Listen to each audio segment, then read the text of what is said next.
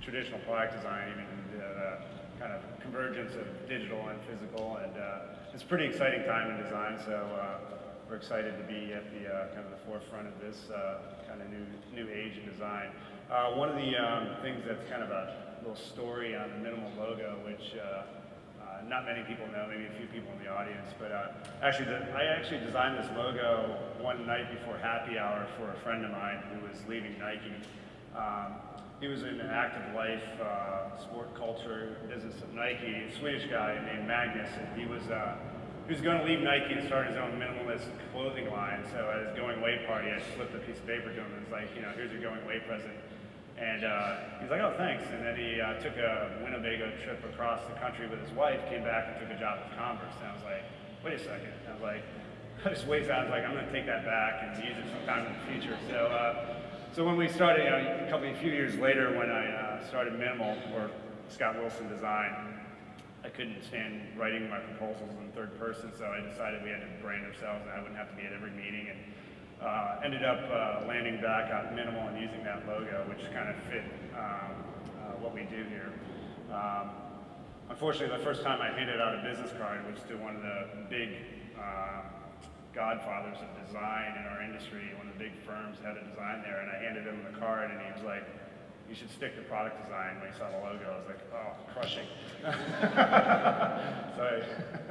But I think it's worked out fairly well. So what is minimal? I think in general, I mean, you know, we can talk for hours about it. I think it's, you know, there's a popular version of minimalism, and, you know, the minimalism in art, which is super reductive down to almost bare essence, but in product design it's a little bit different. There was actually a pretty cool story that I remember from my time at Nike, which makes me think minimal equals over-design. And most people think over-designing is bad, but actually over-designing kind of gets you to minimalism eventually. I worked for this guy for the last 3 years at Nike. It looks like we're having a little bit of sundial action coming here, and you guys are going to be blinded.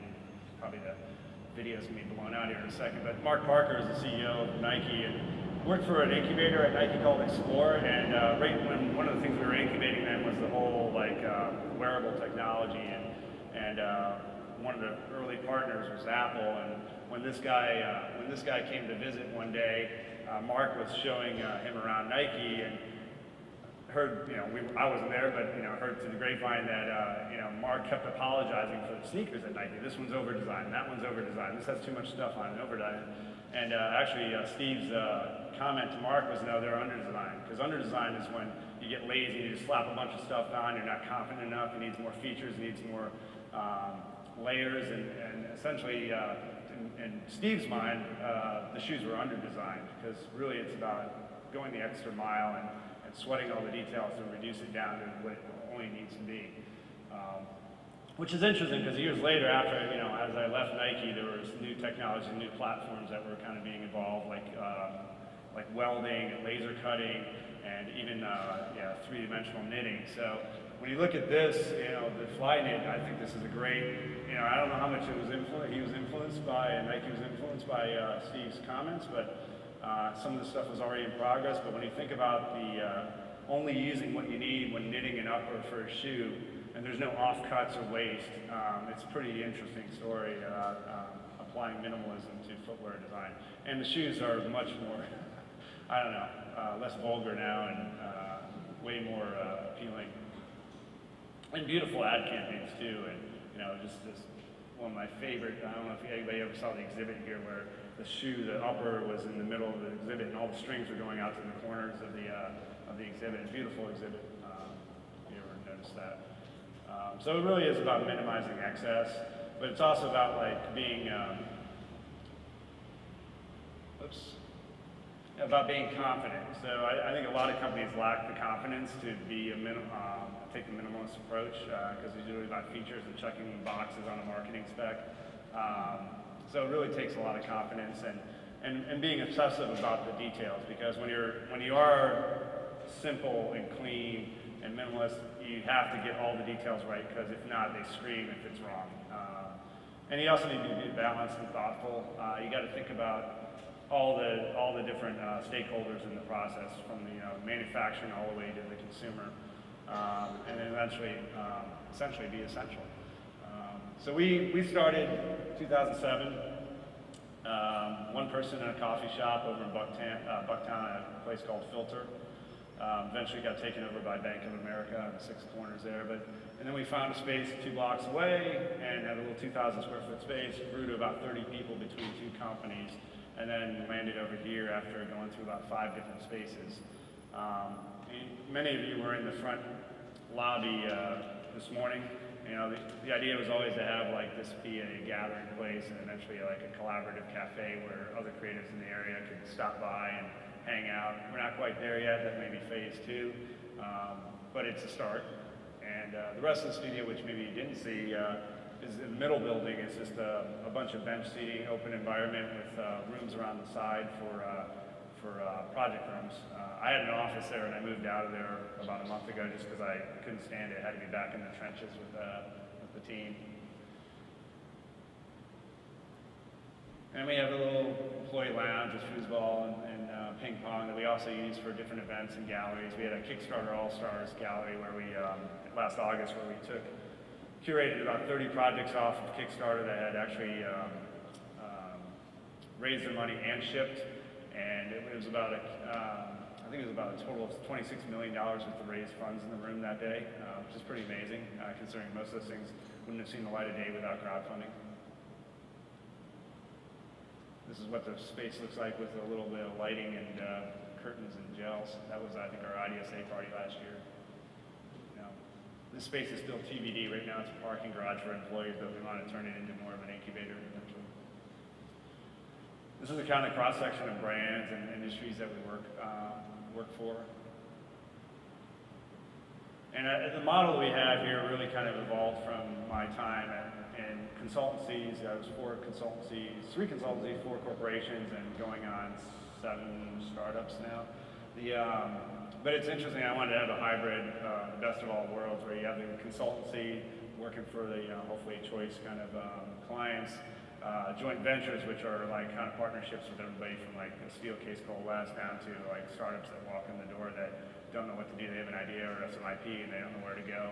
To, honestly, some of the most gratifying stuff is actually creating your own thing. And it's risky, but in the end, you're in complete control to fail or succeed. And it's an exciting kind of bucket that we work in a lot.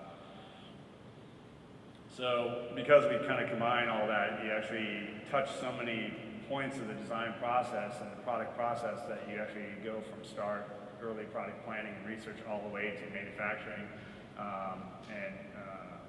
It's really kind of rare for many design firms to go that far and actually take that kind of risk. So it's a fun experience most of the time. Sometimes I question why I do it, or why we do it. So I wanted to go through the 3 buckets real quick and show how like minimalism and our approach apply to these kind of different buckets.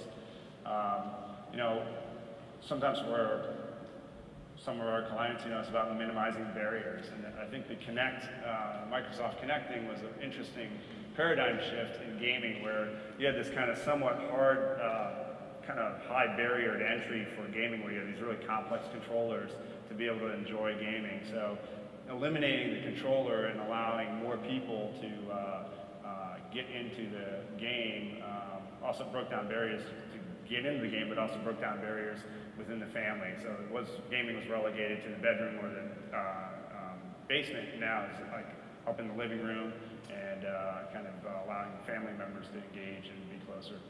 And also, like, this is a concept we threw over the wall to Xbox. So, like, Well, now that you don't have a controller that somebody can steal, you can install these parks and public spaces, and people can just kind of get in front of this glass rear projection wall and start gaming and trying out the system. I don't think maybe they did this, but I don't think they ever did it quite like this. Sometimes it's about minimizing the geek factor.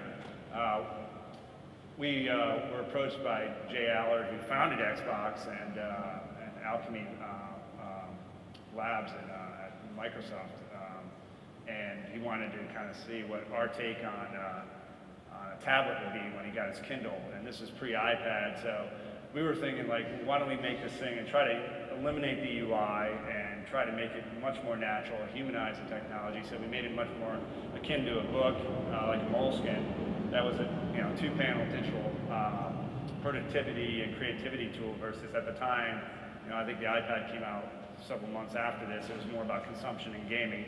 Now the iPad's getting to the whole productivity and creativity as well. It was a sad day when this was canceled, but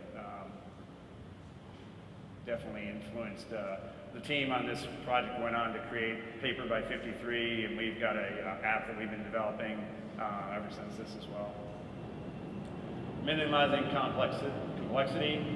This back in 2009, a colleague of mine from Nike had gone on to kind of start Windows Mobile, and him and Jay Park had come up with this Windows Metro design language and UI, which was a beautifully, arguably somewhat fresher version of a mobile device UI. It had nice segues in between apps and everything, but they wanted to launch. They had Windows as an operating system had all these partners, device partners, and they wanted to launch the UI with devices that complemented the UI with their partners. So all the Samsungs, Asus, everybody else.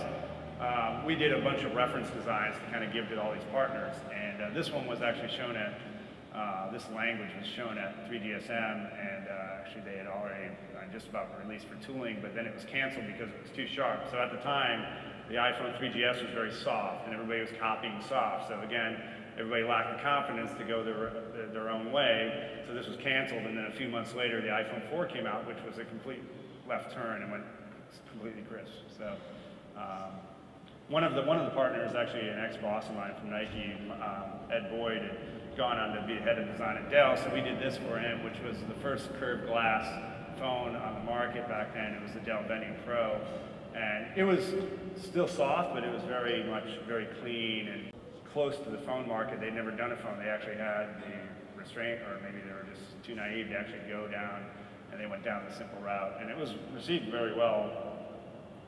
Minimizing risk is another area, especially in the medical.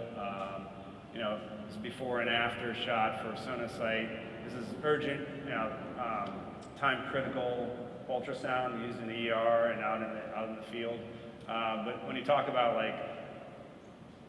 the complexity of this, all the buttons and also all the crevices that can collect dirt and biohazardous materials, and how do you eliminate that with a seamless keyboard, make it much more durable with cast aluminum body, and then take it a step further on the next generation machine where you just get rid of all the buttons, because as ultrasound technology application expands from needle injection to draining knees at the side of the field for an injury, you don't need all those buttons. They only use 5 or 6 things. So it's a complete touch interface that's a one-to-one relationship. In the joint ventures category bucket of way we work, it's like sometimes it's about minimizing needless death.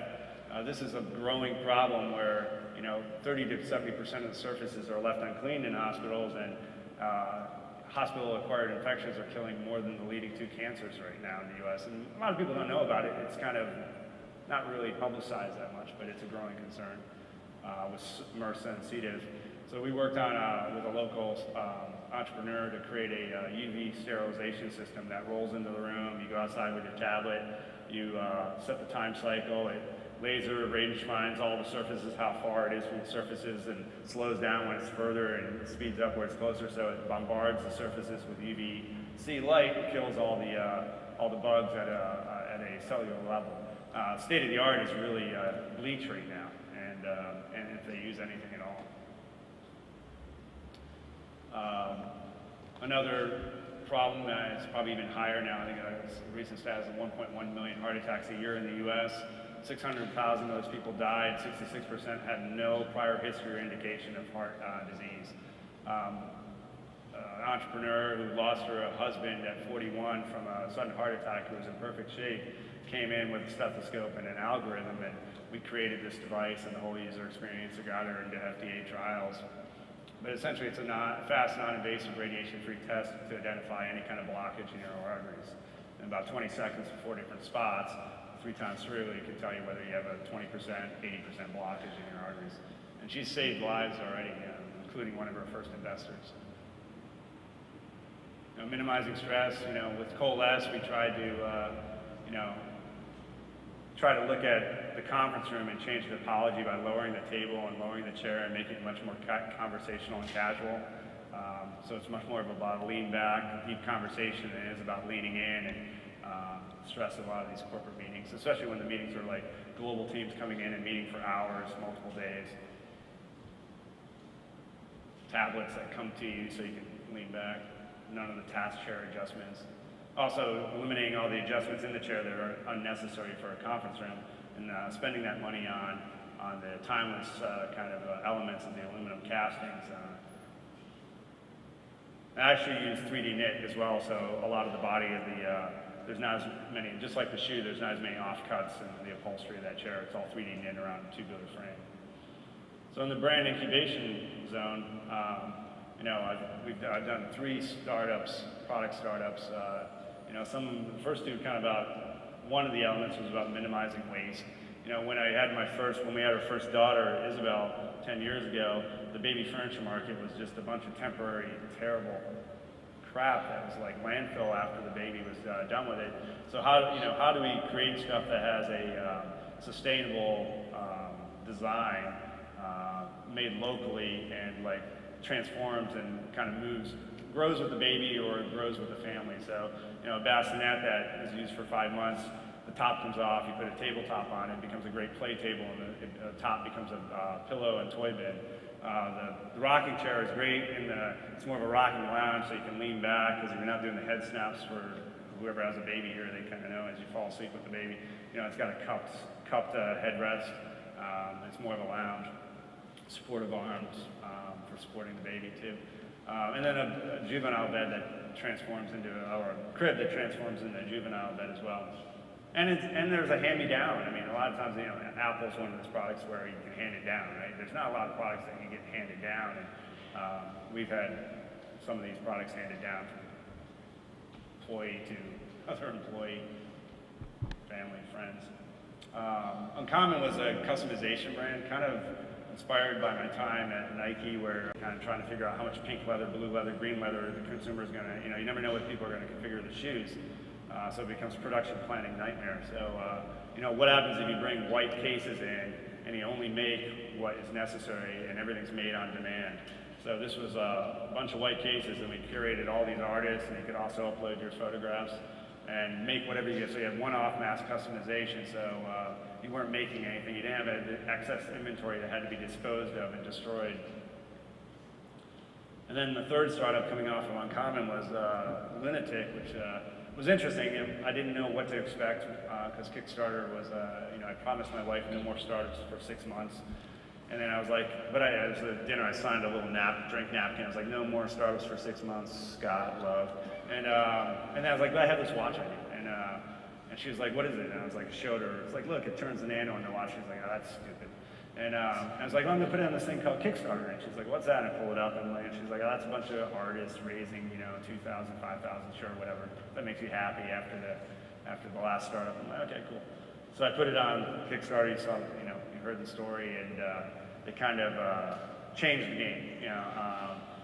It was interesting because I was showing it around to Apple and to Incase and different things, and people were kind of on the fence. They didn't know if it'd be successful. They didn't know if people would want to pay that much money for accessory to, want to put it together with a hex screw, and it was like it's way above the price point, that sweet spot of like $39.99, and so I didn't know what to do. I was just going to die on my desk as a prototype, so I put it up on Kickstarter, and What was amazing about that, I mean, the watch is dead and gone, and we may bring something similar back here soon, but you know, what was really proud of is that we kind of kickstarted a kind of a new revolution in product development that's kind of inspired everybody to kind of go out and try it themselves. And I think it's a great thing. I think you just got to go in with your eyes wide open, which I could do a whole nother hour or two presentation on the challenges of doing a startup. And you know, one of my advisors came through one day and said he was visiting a lot of design firms around the country, and he's like, I think you single-handedly sent a bunch of designers down a rat hole chasing unicorns. He's like, you sabotaged the whole industry. I was like, I hope not. But I think it's early days. I think people will like kind of understand how hard it is and the risks you take, and you do take some risks when you scale a brand. So Lunatics kind of evolved into this brand where we you know, the tagline, design without limits, is very much in line with the thing. I was like, well, I'm just going to do it because I think that's what people want. People don't want a bunch of rubber watches with this beautiful nugget inside when they're competing with their Nixon or the Panerai or the Breitling watch. They want something that's precision, machined, and manufactured, just like the Apple product that's, you know, its surrounding. So it proved that a lot more people wanted it than, you know, originally people thought. And we kind of start writing, you know, some of the narrative around the brand, but you know, it's about seeing 2 points that need to be connected, building a beautiful bridge, and we're not defined as much by the product we make as the unexpected path that we take. So it's part of like being a risk taker and an instigator. So like I said, the watch line expanded out into a bunch of different watches, and then we went on to like, why do we have to, this was about reducing friction and needless accessories, like why do I need a pen for paper and a pen and a stylus for a tablet, as we looked at our digital workflow. And so this one is a patented pen where the pen comes through the capacitive nub on the tip on the pen, and then gets retracted so you can seamlessly go from paper to pixels. This one was just like, we all ski, snowboard, wakeboard, and we're like, you know, unfortunately the options on the market at the time were really limited and really poorly designed, just bloated, badly manufactured and designed options, and we decided to take the same kind of care and design an ultra protection case on it. So it's a little bit more maximal than minimal, but the same thoughtfulness of like even chamfering those bezels so they go into the technical pants of a you know, military guy or a policeman or like someone that's in the outdoor arena. Those little thoughtful kind of details really resonate with the user. So coming full circle back to the watches, we're working on a collection of watches that are kind of an evolved watch, not so much a smartwatch that tries to replicate and do everything that your phone does, but just a smart, kind of thoughtful approach to a watch that has a little connectivity, long battery life, and very customizable but not open. And actually you can go to lunaticlink.com to stay tuned. We'll probably be, hopefully in the next month or so, we'll be kind of launching that on a crowdfunding site. You know, one of the things that we've kind of also noticed is that when you kind of obsess about the quality and the design and experience, that you have this kind of, instead of really pushing marketing, you actually have this pull effect where consumers and users come to you. But with that, you hear all these stories about, oh, I sold a bunch of your watches, just word of mouth, or I referred a bunch of people to the, you know, your site for the case.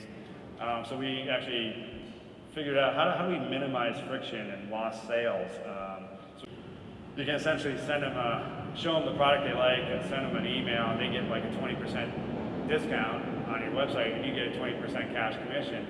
It's kind of in beta right now. We have a patent on it. Finally, just got granted actually.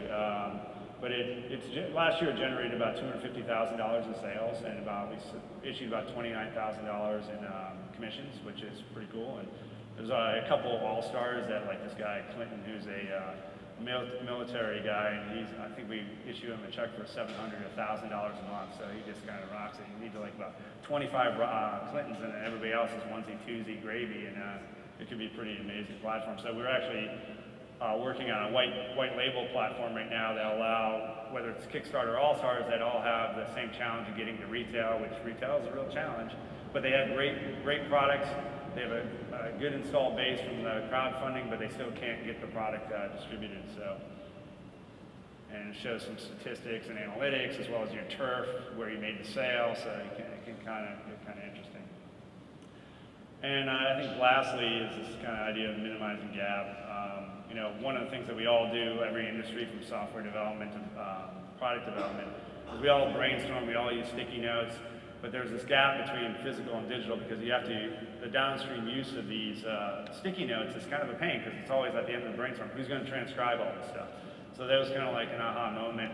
A couple years ago, I was sitting in a brainstorm out in Portland, and I was like, man, and everybody, I think it was a brainstorm around the future of laptops, and I had an iPad, and I'm like, man, if everybody has iPads in the near future, why don't we figure out how to, you know, do a sticky app that actually works on the iPad? Some of you may have seen this, but essentially it's a big sticky pad, which there's other ones out in the market, but and there's a lot of drawing apps and from paper to Autodesk to Sketches, but everything is very linear, and the whole creation process is not linear. It's very organic.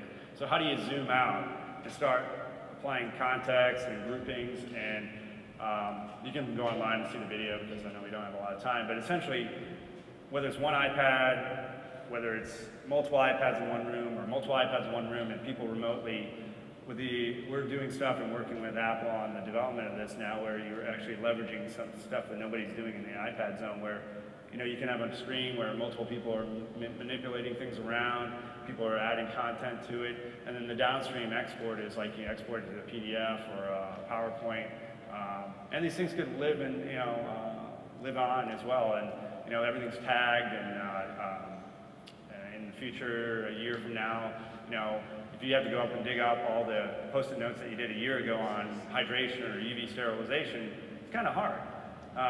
But if you kind of say, give me a new board with everything UV sterilization and or hydration, and it's like boom, it's like everything is there. You can get rid of what you don't want, and you can kind of harvest some of the old dead fruit. So there's a lot of things that digital can add to brainstorming. So just these are some of the logos, just for the fun of it. You know, we started this when it was on more iOS 6, moving to iOS 7. We had to get the balance of the flat UI. So you've got like stickies, traditional, you got this kind of circular sketching, but the one we ended up liking, Apple actually liked a lot, was the idea of multiple ideas coming together to kind of create the bigger idea and a holistic kind of approach. So that one, if you want to stay tuned, that's minimal-stickystorm.launchrock.com. So in the end, it's you know, I think there's it's interesting, they say a golden age of design, and which is great.